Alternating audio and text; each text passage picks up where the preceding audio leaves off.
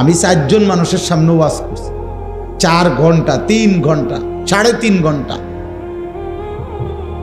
আমি তাই যে 6 মাস ওয়াজ করি না। আল্লাহর দয়ায়, মালিকের দয়া 21 বছর হবে, 21 বছর। হাইটাও গেছি মাহফিলে। কাজেই এটা আহামরি কিছুই না।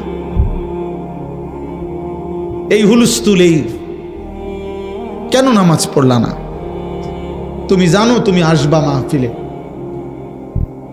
তুমি জানো আজকে তোমার মনে ইচ্ছা আছে ওয়াজ শুনবা, তো মালিককে সেজদা দিলা না কেন?